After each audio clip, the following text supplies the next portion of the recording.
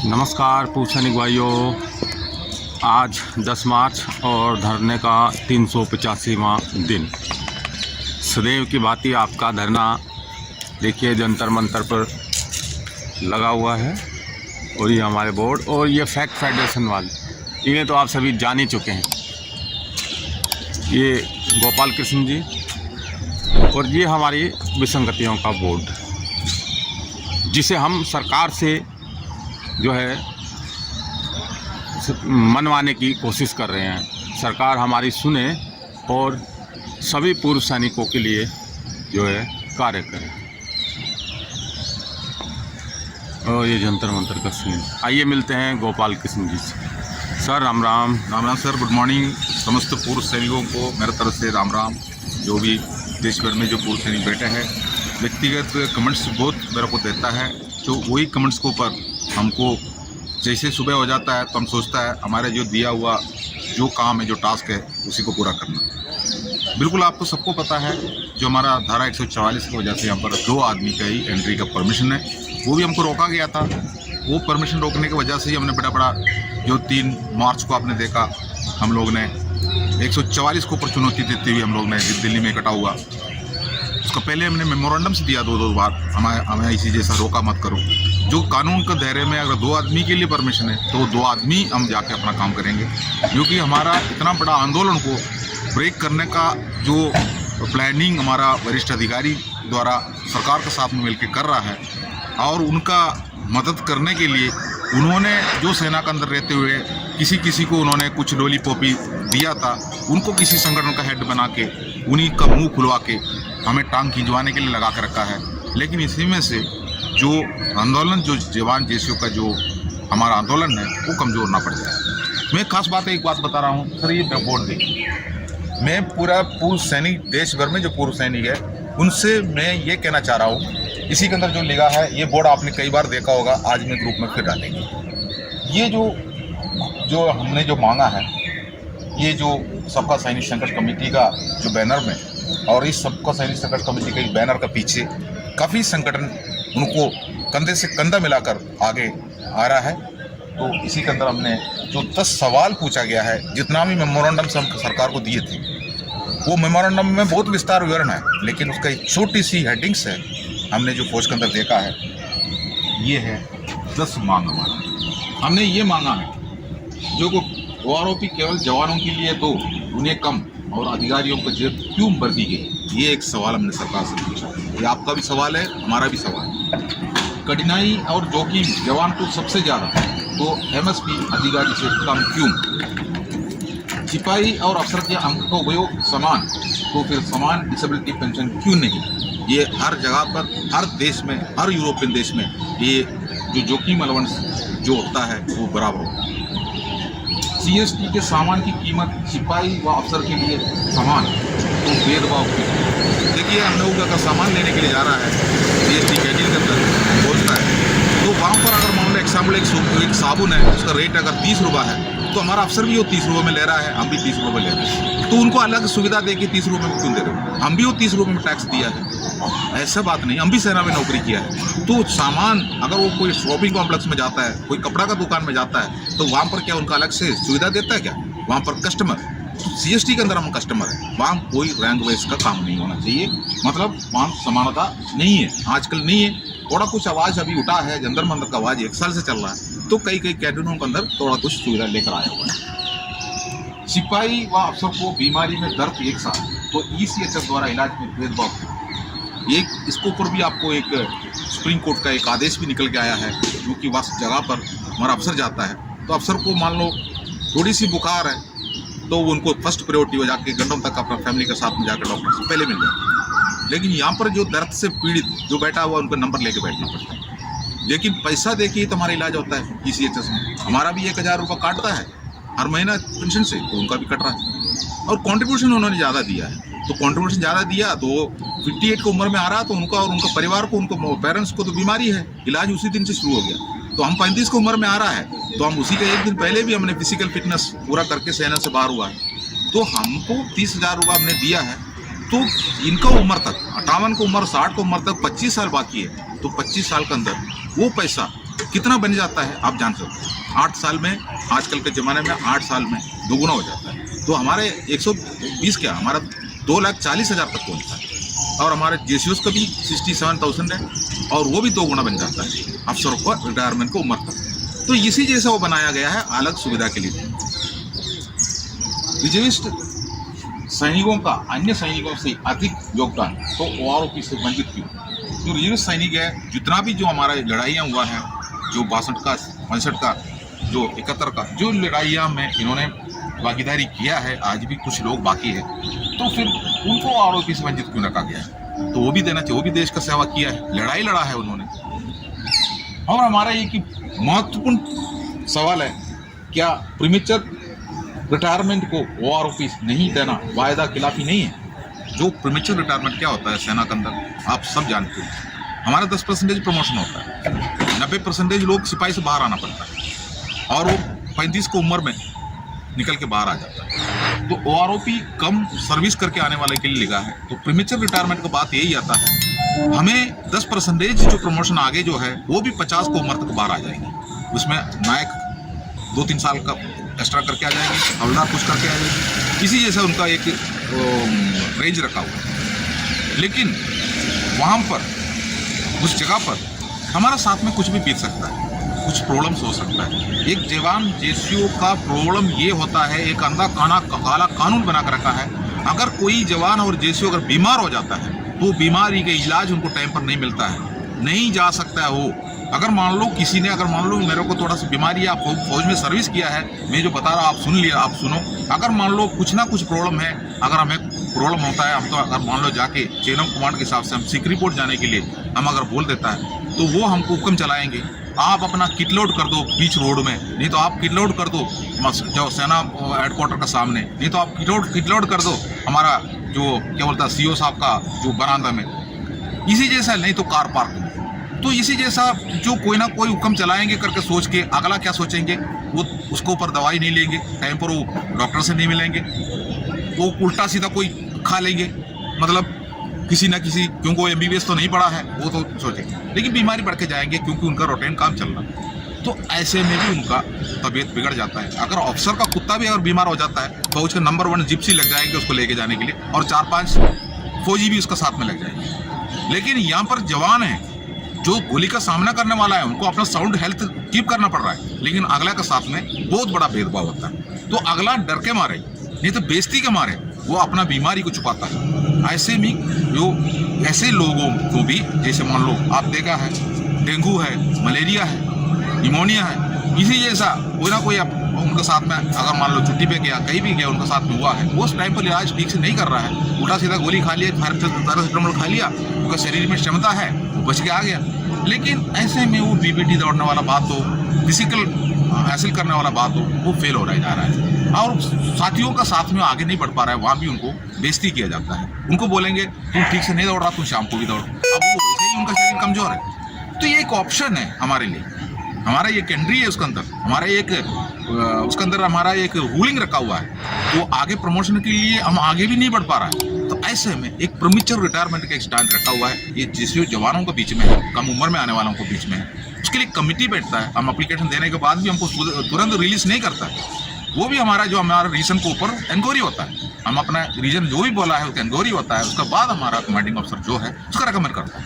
लेकिन हमारा माननीय प्रधानमंत्री जी ने क्लियर बोला है, वो नायक हो, हवलदार हो, सिपाही हो, आप देश का सेवा कर रहा है, आप ही तो इस देश का सब कुछ है।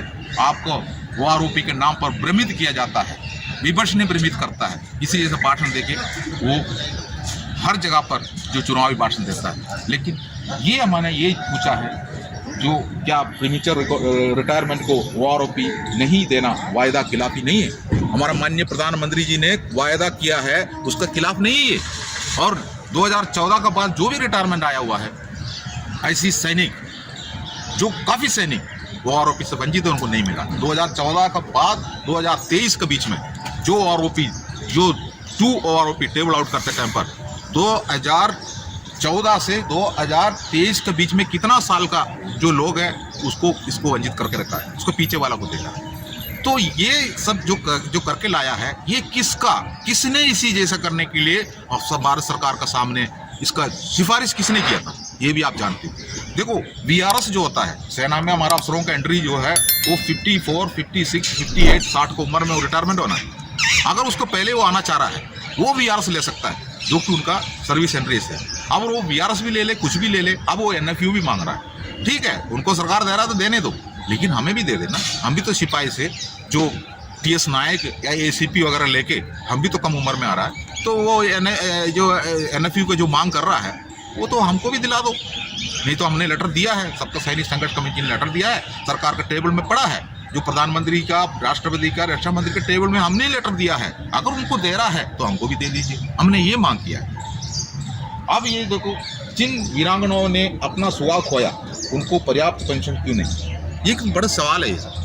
ये जो सवाल ये है, जो 9,000 रुपये पेंशन मिल रहा है हमारा विधवाओं को, हमारा विधवा बहन को, अगर हम लोग सभी फौजी जितना भी एक्स सर्विसमैन है बाहर आने के बाद हम किसी जगह पर चौकीदारी के अलावा हमको कोई सेटलमेंट नहीं होता, तो हम कर्जा भी लेता है। एक तो हमारा कंप्यूटेशन का कर्जा चल रहा है, इसके अलावा हम ये मैं और काटता हमारा हाउसिंग लोन के ऊपर या एजुकेशन लोन के ऊपर, और फिर हम चौकीदारी कर रहा है, उसका भी आधा पैसा हमारा अधिकारी ही खा रहा है जो प्रोपरेटर बनकर बैठा हुआ है। तो ऐसे में जो हमारा उसके अंदर सुपरवाइजर वगैरह बैठा हुआ है वो सिलेक्टेड व्यक्ति को बैठाता है, वो भी आप जानते हैं कौन है सिलेक्टेड व्यक्ति, तो हमारे शोषण मारने तक है।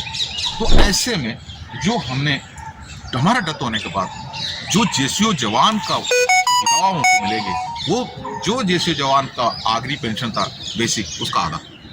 लेकिन अफसरों का आप 2016 का टेबल उठा के देखिए, जो अफसरों का कल अपना कपिल सियानी का एक वीडियो कल निकल के आए थे, आपके अंदर क्लियर हमारा एक अमर उजाला में एक न्यूज़ छप के आए थे, जो कुछ पेमेंट के बारे में, बैंक कर्मियों का बारे में वगैरह लिखा था।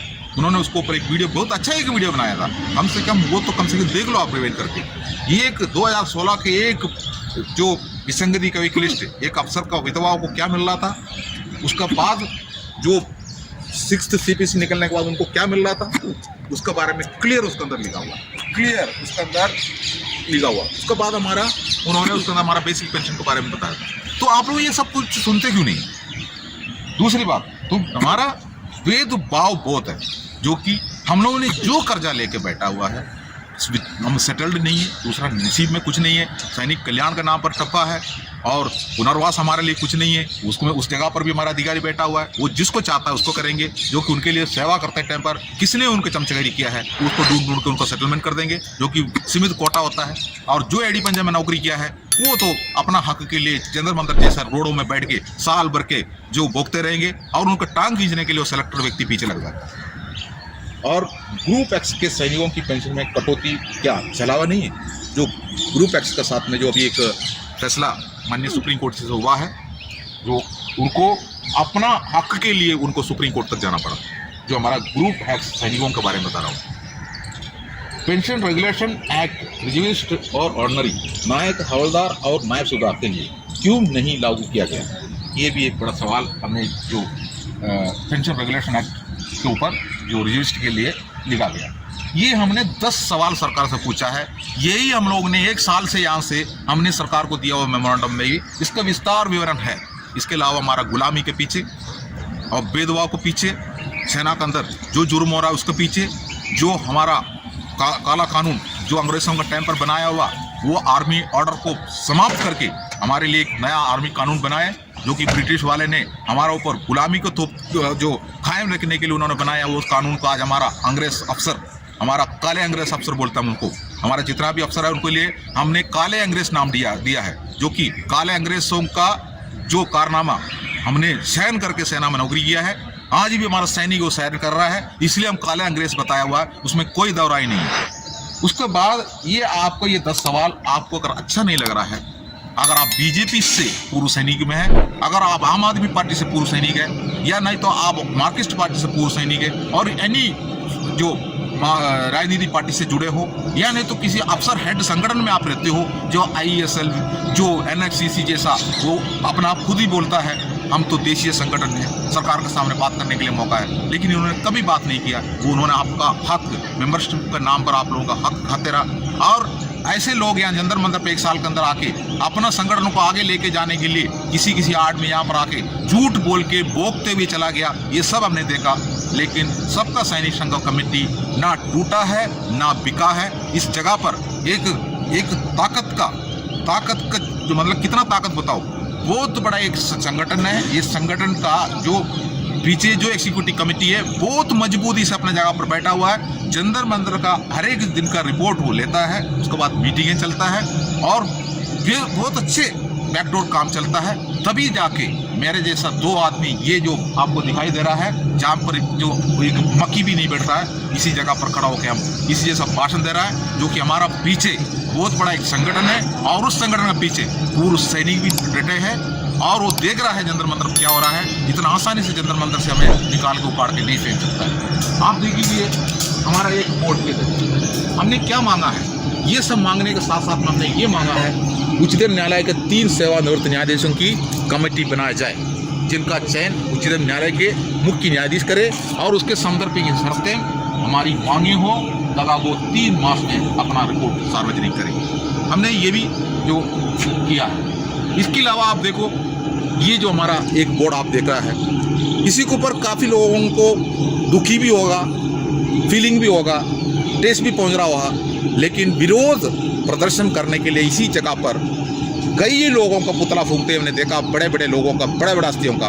लेकिन हम इतना तो नहीं कर रहा है। ये हमारा एक बड़ा स्वप्न था, जो हमारा ये सब कुछ विसंगति हमारे साथ में 75 साल से इसलिए हो रहा था, जो देशीय संगठन के अंदर और अफसर हेड संगठन के अंदर बैठा हुआ हमारा पूर्व सैनिक जो कमेटी का सेक्रेटरी, प्रेसिडेंट, जो हवलदार, सूबेदार मेजर, ऑर्डिनरी जो भी हो, सब बिकाऊ है, बिक चुका है। अपना जो दूसरे के लिए काम कर रहा है, अपना अस्तित्व को मिटा रहा है, हमारा फैमिली को नहीं देख रहा है, वो खुद चंद फायदा वो ले रहा है, उनको बहुत फ़ायदा मिल रहा है। उनको कोई भी काम ना करते हुए उनको हवाई जहाज में घूमने का मौका मिलता है और हर जगह पर घूमने का मौका मिलता है और केंद्र से फंड मिलता है। आपको पता है हमारा CST है, CST कैंटीन के अंदर आज एक सामान ले ले, आज के दिन में CST का अरब करोड़ फंड जो सरकार के पास आज के दिन पहुंचेंगे। एक ही साबुन को पर अगर 30 पैसा डालते एक्स्ट्रा, वो 30 पैसा आज हमारा ऑल इंडिया के कैंटीन के अंदर से निकल कर अरब करोड़ वहाँ पर पहुँचता है। उसी में से फंड निकलता है, सरकार उसी में से देशीय संगठन को फंड देता है। उसका देशीय संगठन का सेक्रेटरी, प्रेसिडेंट जो भी है, उनको उनका अफसर जो पीछे बैठा हुआ है वो बोलता है सब एक्ट कर लो, आप अपना राज्य में जाके इनको ये ऐसे भाषण दे देना, इसी जैसे बता देना, ये मेमोरेंडम एक लगा दो, एक मेमोरेंडम वहाँ पर छोड़ देना, आप वो उसको ऊपर थालियाँ बजाते रहेंगे और उसके बाद आप एक्ट करो, सब फंड बहुत मिलता है, कोई दिक्कत नहीं है। आप एक अफसर लॉबी अपना गद्दी संभाल कर यदि दिल्ली में बैठा हुआ है और अपने लिए गवर्नर का पोस्ट, फलाना पोस्ट सब उसके लिए मिलता है। इसी जैसा भेदभाव हमारे साथ में हो रहा है। ये है भाई हकीकत, ये हकीकत है। इसके लिए हमें धमकी मिलता है। ये जो आपको बोल रहा ना, इसके लिए हमें धमकी मिलता है, आपको वो करूंगा, ये करूंगा। धमकी क्या है? हमारा तो कबिल सियानी को तो मर्डर करने का कोशिश तक हुआ, आप लोगों ने सब देखा। और हमारा राजस्थान के अंदर 3-4 ऑर्डिनरी कैप्टन वगैरह टेका लेके, कॉन्ट्रैक्ट लेके बैठा हुआ है। हमें आपको एक जडेजा साहब है, फाइटिंग फोर्स में उन्होंने नौकरी नहीं किया है। अगर फाइटिंग फोर्स में नौकरी किया हुआ एक सूबेदार मेजर जो लीडरशिप में काम किया होने से, जंतर मंतर का 3 तारीख का जो हमारा जत्थाबंदी भीड़ को देखने से वो बोलेंगे यार हमारा सेना पूर्व सैनिक का देखो कैसा है, लेकिन वो उसमें से कमी निकाल दिया। उनको वो पाकिस्तान फौज दिखाई दिया, उनको वो पाकिस्तान का पूर्व सैनिक दिखा दिया और उनको चीन का पूर्व सैनिक जैसा दिख रहा था और उनको किसान दिख रहा था, उनको और कुछ दिख रहा था, जो कि अंत वक्त बन चुका है। और मैं आपको इसमें से ये एक मैसेज देना चाहता हूँ, आप लोग कितना भी टांग खींचते रहो, जो देश का पूर्व सैनिक उससे भी ज़्यादा जागरूक हो रहा है। जितना भी आप उधर बोलते हो जो चैनल में बैठ के, वो चैनल भी यही जंतर मंतर पे आके यही से बन के चला गया, उसी के चैनल में बैठ के बात कर रहे हो। 100 से भी आगे कोई आदमी उसको बात नहीं करते हो। अगर 3-4 कमेंट्स भी डालता है, उनका फेवर का किसी को बिठा कर रखा है, कोई फायदा नहीं है। ऑल इंडिया देख रहा है, जागरूक है। आज अभी नहीं तो कभी नहीं नारा के साथ में हम आगे बढ़ रहा है। सरकार कोई भी आने दो और उस कुर्सी में कोई भी बैठने दो, हमें उस कुर्सी से मतलब है, वो कौन सा पार्टी से कोई मतलब नहीं। हमारा आंदोलन आगे भी जाएगा, आप देख रहना। जय हिंद। तो गोपाल कृष्ण जी ने आज देखिए बहुत अच्छे से समझाई है चीज़ें, और ये है जंतर मंतर का नज़ारा। देखिए धारा 144 की वजह से बिल्कुल सब बंद है, और फिर भी पूर्व सैनिकों का धरना आज भी जारी है। इसी के साथ मैं विजय कुमार जंतर मंतर से सभी पूर्व सैनिकों को एक बार फिर राम राम। जय